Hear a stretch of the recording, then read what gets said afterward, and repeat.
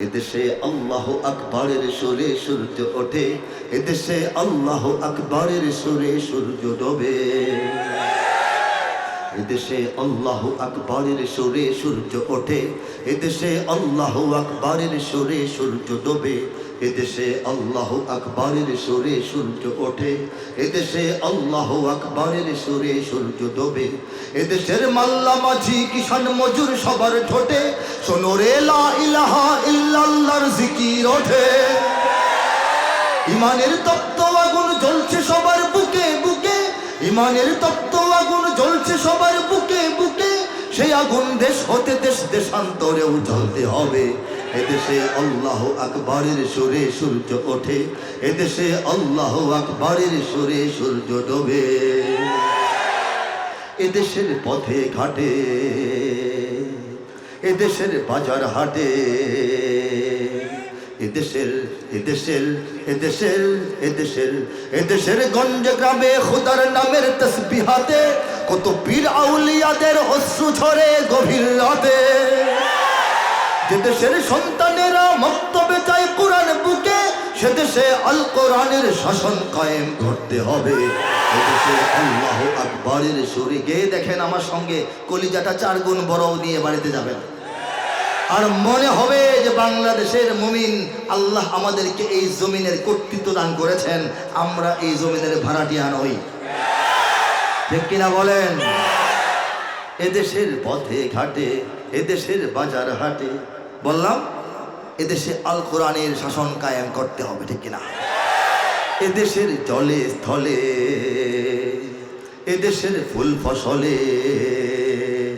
এদেশের এদেশের এদেশের এদেশের এদেশের সবুজ মাটি সবুজ ঘাসে সবুজ বনে, মদিনার সবুজ মিনার ঝলসে ওঠে 2 নয়নে। এদেশের শিকড় তো নয় দিল্লিতে বা ওয়াশিংটনে, এদেশের শিকড় তো নয় দিল্লিতে বা ওয়াশিংটনে, এদেশের শিকড় জানি ছড়িয়ে আছে দূর আরবে। এদেশে আল্লাহু আকবরের সুর, হাত তুলে গিয়ে দেখেন, ভালো লাগবে। এদেশে আল্লাহু আকবরের সুরে সূর্য ওঠে, এদেশে আল্লাহু আকবরের সুরে সূর্য ডোবে।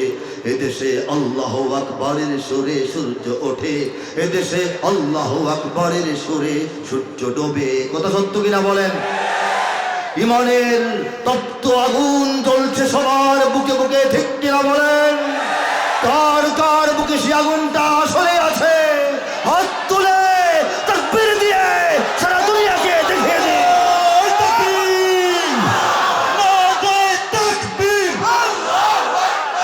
ইসলামের শত্রুরা দিল্লি না ঢাকা, গোলামীরা আজাদি, নাস্তিকদের রাস্তা না।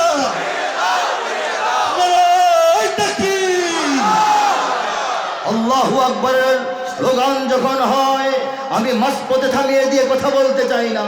কারণ বাংলাদেশের জন্মের পর থেকে দীর্ঘ 54 বছর ধরে যত মসজিদের বয়ান হয়েছে, যত খতিব কথা বলছেন, যত বক্তা বক্তব্য রাখছেন, যত মুহাদ্দিসিন পড়াচ্ছেন, যত মুফাসসিরিন তাফসীর করছেন, যত রকমের ইসলামী রাজনীতি হোক, ইসলামের প্রচার প্রসার দাওয়াতের কাজ হোক, একটা উদ্দেশ্য, বাংলাদেশের শ্রেণী পেশা নির্বিশেষে সমস্ত মুমিনের অন্তর থেকে, জবান থেকে আল্লাহু আকবরের আওয়াজটাকে বের করা। ঠিক কিনা বলেন? এদেশের শিকড় তো নয় দিল্লিতে বা ওয়াশিংটনে আজকের লেখা নয়। 25 বছর আগে এই শতাব্দীর উষালগ্নে আল্লাহ পাক এক তরুণ কবিকে দিয়ে লিখিয়েছিলেন, এদেশের রক্ষণাবেক্ষণের জন্য হয়তো কাজে আসবে। এই জন্য এদেশের শিকড় তো নয় দিল্লিতে বা ওয়াশিংটনে, দিল্লিতে যে আমাদের শিকড় নয়, এটা দিল্লিকে আমরা খুব ভালোভাবেই বুঝিয়ে দিতে পেরেছি। দিল্লি পিছু হটেছে, সেখানে ওয়াশিংটন প্রবেশের চেষ্টা করে যাচ্ছে। ওয়াশিংটন চেষ্টা করতে পারে, তেল আবিব চেষ্টা করতে পারে, মস্কো চেষ্টা করতে পারে, বেইজিং চেষ্টা করতে পারে, কিন্তু সফল হবে না। কারণ বাংলাদেশকে রব্বুল আলামিন তার কুদরতি ব্যবস্থাপনায়, তাকওয়িনী ব্যবস্থাপনায় শুধুমাত্র ইসলাম কায়েমের জন্য বরাদ্দ করেছেন।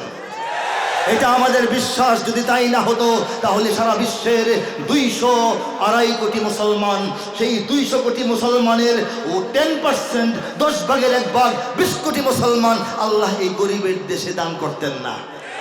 ঠিক কিনা বলেন? কাজেই আমাদের ভয়ের কিছু নাই। আল্লাহ বলছেন তোমরা কখনো ভয় পেও না, মনে করো না আমার পরিকল্পনা তারা নষ্ট করে দেবে, মনে করো না তারা আমার উপর গালেব হয়ে যাবে, এটা মনে করার কোনো কারণ নাই। ঠিক কিনা?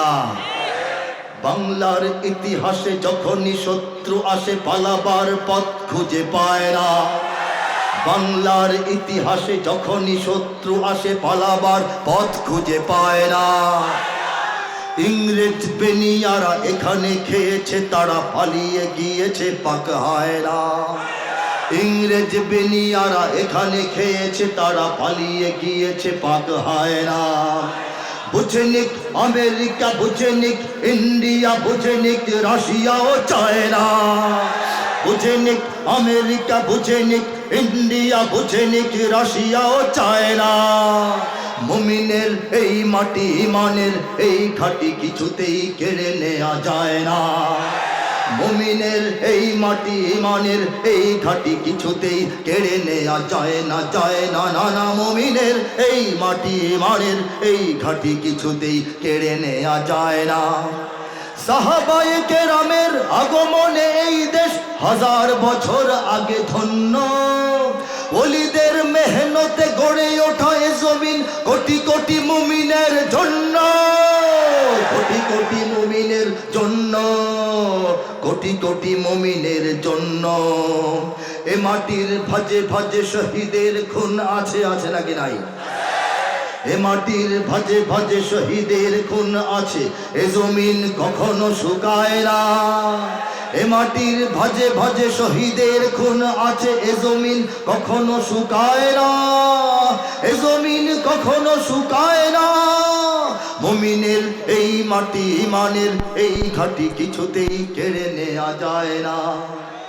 এখানে লক্ষ প্রাণ আকাশে দেয় আজান, জমিনে লুটায় কোটি কোটি শির। এখানে এই জমিনে, এ ভূখণ্ডে, এ মানচিত্রে, এ আমাদের দেশে কোটি কোটি লক্ষ লক্ষ মসজিদ থেকে লক্ষ লক্ষ মুয়াজ্জিন প্রত্যেকটা দিন 5 বার আল্লাহু আকবার আযানের ধ্বনি আকাশে বাতাসে ছড়িয়ে দেয়। সে আওয়াজ যখন ধ্বনিত প্রতিধ্বনিত হয়, এদেশের কোটি কোটি কপাল, কোটি কোটি শির, কোটি কোটি মস্তক এই বাংলাদেশের পবিত্র জমিনে আল্লাহকে উদ্দেশ্য করে সিজদায় লুটিয়ে পড়ে। ঠিক কিনা বলেন? কোন জমিনে? গৌরবের সঙ্গে আঙ্গুল দিয়ে দেখায় বলেন আমাদের এই জমিনে। হিমালয়ের পাদদেশ থেকে একদম দক্ষিণ প্রান্তে বঙ্গোপসাগরের ভেজা সৈকত পর্যন্ত রব্বুল আলামিন 20 কোটি মুসলমানের জন্য সিজদা করার উপযুক্ত ভাবে জায়নামাজের মতো এই জমিনকে বিছিয়ে দিয়েছেন। ঠিক কিনা? এখানে লক্ষ প্রাণ আকাশে দেয় আজান, জমিনে লুটায় কোটি কোটি শির। এখানে হাওয়ার আগে হাজারো কণ্ঠে জাগে, দিকে দিকে নারায়ে তাকবীর, দিকে দিকে নারায়ে তাকবীর। এখানে গ্রাম শহরে কি হয় বলবো? গ্রাম শহরে কি হয় বলবো? প্রস্তুত ঘরে ঘরে, গ্রামে গঞ্জে শহরে নগরে প্রত্যেকটা ঘরে ঘরে প্রস্তুত হয়ে আছে। কারা বলবো? এখানে গ্রাম শহরে প্রস্তুত ঘরে ঘরে আল্লাহর সেনারা ঘুমায় না। এখানে গ্রাম শহরে প্রস্তুত ঘরে ঘরে আল্লাহর সেনারা ঘুমায় না। আল্লাহর সেনারা ঘুমায় না। মুমিনের এই মাটি ইমানের এই ঘাটি কিছুতেই কেড়ে নেওয়া যায় না, যায় না, না না। মুমিনের এই মাটি ইমানের এই ঘাটি কিছুতেই কেড়ে নেওয়া যায় না। বুঝে নিক আমেরিকা, বুঝে নিক ইন্ডিয়া, বুঝে নিক রাশিয়া ও চায়না। মুমিনের এই মাটি ইমানের এই ঘাটি কিছুতেই কেড়ে নেওয়া যায় না, যায় না, না না। মুমিনের এই মাটি ইমানের এই ঘাটি কিছুতেই কেড়ে নেওয়া যায় না। রব্বুল আলামিন এই তাফসীরের অংশটুকু যে তিলাওয়াত করেছিলাম, এই কথাটাই বলেছেন যারা মুমিন হবে, নেককার হয়ে যাবে, আমি তাদেরকে বিজয়ের দিকে নিয়ে যাব। আমি শুরুতে তেলাওয়াত করেছি ওয়ালা তাহিনু, এরকমই একটি আয়াত, ওয়ালা তাহজানু, দুশ্চিন্তা করো না, হতাশ হয়ো না, আনতুমুল আলাউন, তোমরাই বিজয়ী হবে, ইন কুনতুম মুমিনিন, যদি প্রকৃত মুমিন হয়ে থাকো বা হতে পারো। বলেন সুবহানাল্লাহ। কাজেই বিজয়ের অপেক্ষায় আমরা আছি। তারা অনেক ষড়যন্ত্র করবে কিন্তু সফল হবে না। যখন অবস্থা অন্ধকারাচ্ছন্ন হয়ে পড়েছিল, রাষ্ট্র ধর্ম ইসলাম রাখা হবে কি হবে না, জায়গায় জায়গায় মূর্তি বসিয়ে এই প্রজন্মকে মূর্তি পূজারী বানিয়ে ফেলা হয় কিনা, আলেম ওলামাকে জঙ্গি জঙ্গি বলতে বলতে জনগণ থেকে বিচ্ছিন্ন করে দেওয়া হয় কিনা, মসজিদ মাদ্রাসাগুলি এক সময় অসার এবং অচল হয়ে পড়ে কিনা, মাহফিলগুলো বন্ধ করে দেওয়া হয় কিনা, এরকম অবস্থা যখন ছিল কিনা বলেন? 2010-এ আল্লাহ তার এই নগণ্য বান্দার হাতে কিছু সঙ্গীতের লাইন লিখিয়েছিলেন, আমি গেয়েছিলাম, সেটা স্মরণ করে দিচ্ছি। আমি গিয়েছিলাম, বাংলাদেশের সব মানুষের নাম বদলাতে পারে, বইয়ের পাতায় স্বাধীনতা সংগ্রাম বদলাতে পারে, বঙ্গোপসাগরের সব পানি যেতে পারে শুকিয়েও, গোটা রাজধানী গিলে নিতে পারে বুড়ি গঙ্গার ঢেউ, সুন্দরবন কেটে হতে পারে ইটের ভাটার লাকড়ি, শিল্পপতিরা দেউলিয়া হয়ে খুঁজতে পারেন চাকরি, চোর গুন্ডারা পেয়ে যেতে পারে মন্ত্রীর মর্যাদা, আইনের ফাঁকে কালো টাকা সব হয়ে যেতে পারে সাদা।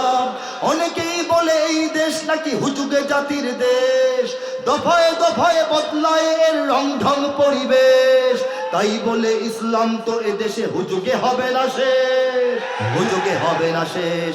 ইসলাম এ মাটির পরতে পরতে জনপদে ঘরে ঘরে, ইসলাম এ জাতির 90% মানুষের অন্তরে, ইসলাম নিয়ে কেউ ছিনিমিনি খেলে এমন শক্তি নেই, আর কিছু থাক না থাক এদেশে ইসলাম থাকবে, সবকিছু বদলে যাক এদেশে ইসলাম। অনেক কিছুই তো নাই, দল ছিল দল নাই, নেত্রী ছিল নেত্রী নাই, আমাদের গণভবন চাঙ্গা ছিল এখন মুদ্রা হয়ে গেছে, ঠিক কিনা বলে? কেন্দ্রীয় কারাগার ঢাকায় ছিল, ঢাকার বাইরে চলে গেছে। আমাদের সংবিধানের অনেক কিছু ছিল যা এখন সেই সংস্কারের কারণে থাকবে না। ইসলাম আছে নাকি নাই বলেন তো? ইসলাম আছে, ইসলাম থাকবে। ইসলাম কে রাখবেন?